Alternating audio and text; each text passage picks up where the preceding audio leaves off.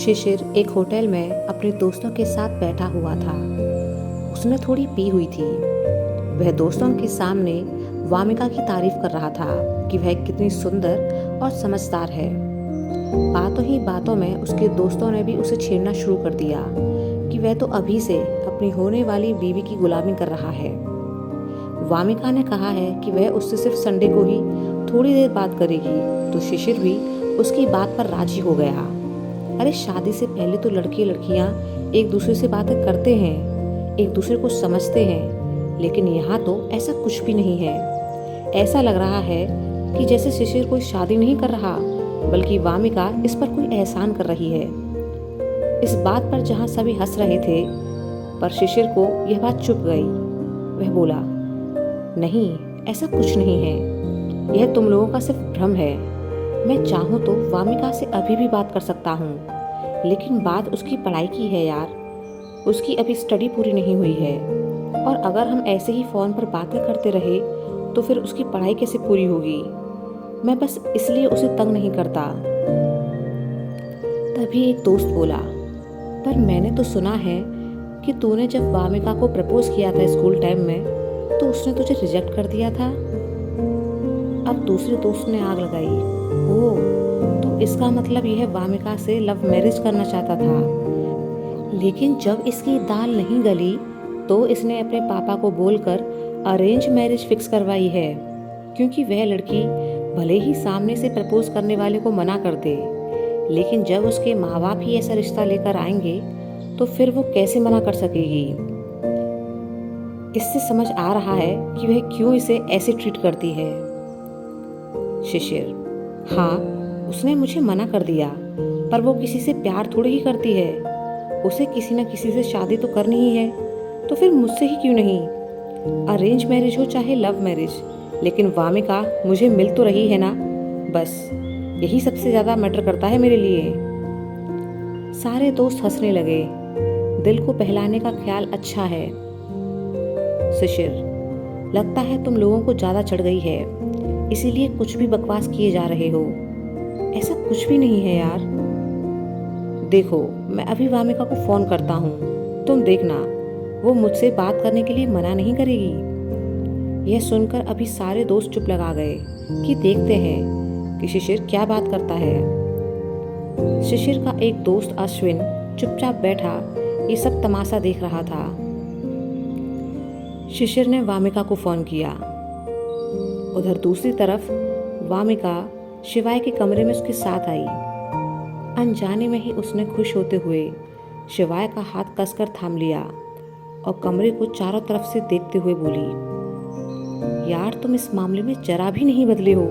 देखो तो, अभी भी तुम्हारा कमरा एकदम परफेक्ट है, कहीं कुछ भी सामान नहीं बिखरा हुआ, और मेरा तो हॉस्टल वाला कमरा भी ऐसे ही बूचड़ खाना बना हुआ है कि सब इधर उधर ही फैला हुआ पड़ा है। शिवाय यह सुनकर मुस्कुरा दिया। वामिका के नाखून उसे चुभ रहे थे, पर पता नहीं क्यों उसने उसे टोका नहीं। वह वामिका को देखता रहा, जो उसका हाथ पकड़ कमरे में इधर उधर घूम रही थी।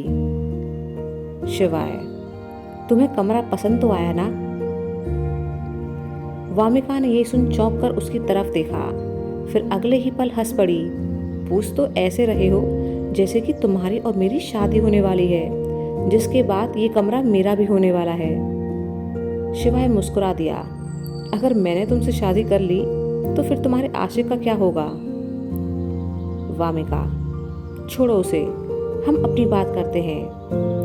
दोनों एक साथ बिस्तर पर बैठ गए और बातें करने लगे कि तभी वामिका को शिशिर का फोन आ गया। वामिका यह देख सोच में पड़ गई कि आज तो संडे नहीं है, फिर ये फोन क्यों कर रहा है।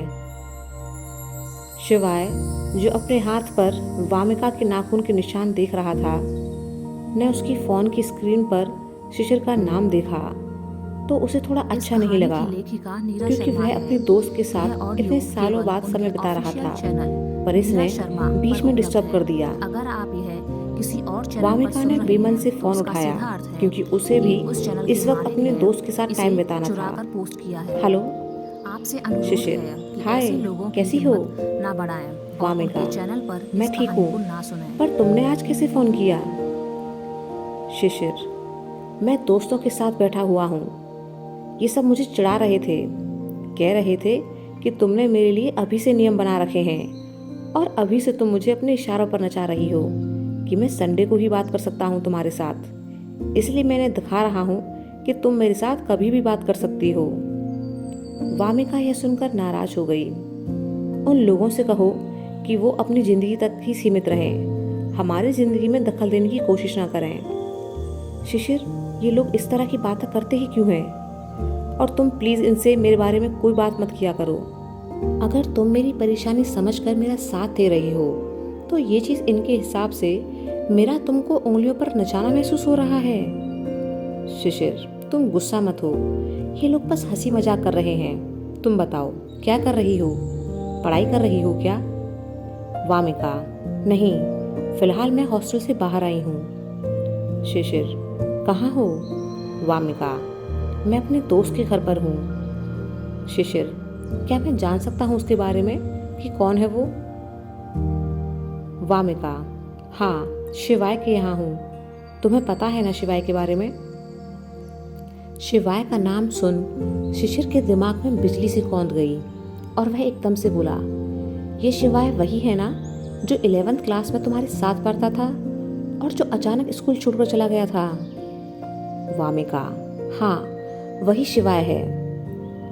शिशिर अपने गुस्से को छिपाते हुए बोला, वह तुम्हें इतने सालों बाद कहाँ से मिल गया? वामिका खुश होकर बोली, ये यहाँ मेरी क्लास में है। कितना अजीब इत्तेफाक है ना, जब पहले हम साथ पढ़ते थे तो यह हमें छोड़कर एकदम से चला गया था और अब एकदम से वापस भी आ गया। शिशिर को अब सिवाय से इनसिक्योरिटी हो रही थी क्योंकि स्कूल टाइम में उसे भी बाकी बच्चों की तरह लगता था कि शिवाय और वामिका के बीच कुछ कनेक्शन है। वह सधे लहजे में बोला, अगर तुम दोनों कॉलेज में साथ ही पढ़ते हो तो फिर वहीं बात कर लेते, उसके घर पर क्यों गई? वामिका को उसकी ये बात अच्छी नहीं लगी, पर वह फिर भी मुस्कुराते हुए बोली, कॉलेज में तो पढ़ाई से ही फुर्सत नहीं मिलती और फिर मुझे आंटी से भी तो मिलना था। वह कॉलेज नहीं आती ना, इसलिए मैं यहाँ आ गई। शिशिर, ओह अच्छा। वामिका, चलो ठीक है, मैं फ़ोन रख रही हूँ। बहुत सालों बाद अपने दोस्त से मिली हूँ तो प्लीज़ मैं आपसे अभी बात नहीं कर पाऊँगी। परसों संडे है, तब बात करते हैं। शिशिर कुछ जवाब भी नहीं दे पाया था कि वामिका ने फ़ोन रख दिया। अपनी असहजता को छिपाने के लिए शिशिर ने कुछ और देर बातें करने का नाटक कर फ़ोन रख दिया। शिवाय के वापस वामिका की ज़िंदगी में आने से उसे इनसिक्योरिटी होने लगी कि कहीं शिवाय वामिका को उससे छीन ना ले। वामिका और शिवाय बिस्तर पर आराम से लेट गए। शिवाय, क्या कह रहा था शिशिर? वामिका, कुछ नहीं, बस उसके दोस्तों ने उसे थोड़ा सा चिढ़ा दिया था मेरे नाम पर कि मैं उससे बात नहीं करती हूँ और वो हर वक्त मेरे इशारों पर नाचता है वगैरह वगैरह। शिवाय, ऐसे दोस्तों के साथ रहता ही क्यों है वो? वामिका, क्योंकि उसे वो पसंद है। शिवाय, ये शिशिर कैसा है? वामिका, वैसे तो ठीक है, लेकिन उसके दोस्त खराब हैं। जब भी उनके साथ घूमने जाता है मेरा टॉपिक जरूर उठता है उनके बीच। अरे ये मेरा और शिशिर का मामला है तो फिर उन्हें क्या दिक्कत है?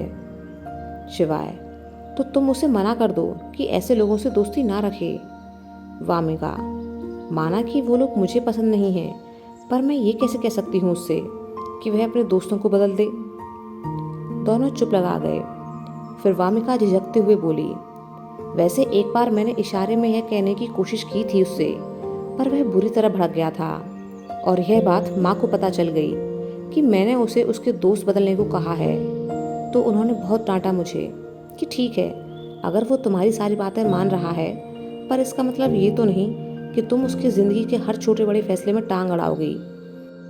अगर वो कल को तुमसे कहे कि तुम पढ़ना बंद कर दो या अपने दोस्तों को बदल दो तो क्या तुम उसकी बात मानोगी? शिशिर को किससे दोस्ती रखनी है और किससे नहीं, ये उसकी चॉइस है। पर सुन रहे हैं तो इसका बस सीधा अर्थ है उस रोज कि डांट इस खाने चैनल के के बाद मालिक ने फिर मैंने इसे शिशिर को चुराकर उसके पोस्ट किया दोस्तों के है। बारे में कुछ भी कहना बंद कर आपसे दिया अनुरोध है कि कहीं ऐसा कि ना लोगों लगे की हिम्मत कि मैं ना उसकी बढ़ाएं लाइफ को कंट्रोल और करने उनके की चैनल कोशिश कर पर रही इस हूँ। कहानी को ना सुनें। शिवाय, देखा जाए तो आंटी की बात पूरी तरह गलत नहीं है। शिशिर को अपनी मर्जी से दोस्त चुनने का पूरा हक है, लेकिन उन्हें चुनते वक्त उसे खास ख्याल भी रखना चाहिए, क्योंकि अगर आपके दोस्त अच्छे नहीं होंगे तो वो आपको सलाह अच्छी कैसे देंगे, और संगत का असर तो इंसान पर पड़ता है ना। वामिका, हाँ वही तो, उसके सारे दोस्त ड्रिंक करते हैं लेकिन वो नहीं करता। शिवाय, ऐसा तुम कैसे कह सकती हो? क्या उसने खुद कहा कि वो नहीं पीता? वामिका, हाँ मैंने पूछा था उससे, क्योंकि मुझे जरा भी पसंद नहीं है कि कोई ड्रिंक करने वाला बंदा मेरा पार्टनर बने, और ये बात मैंने उसे रिश्ता तय होते वक्त ही क्लियर कर दी थी। उसने कहा कि वो ड्रिंक नहीं करता है।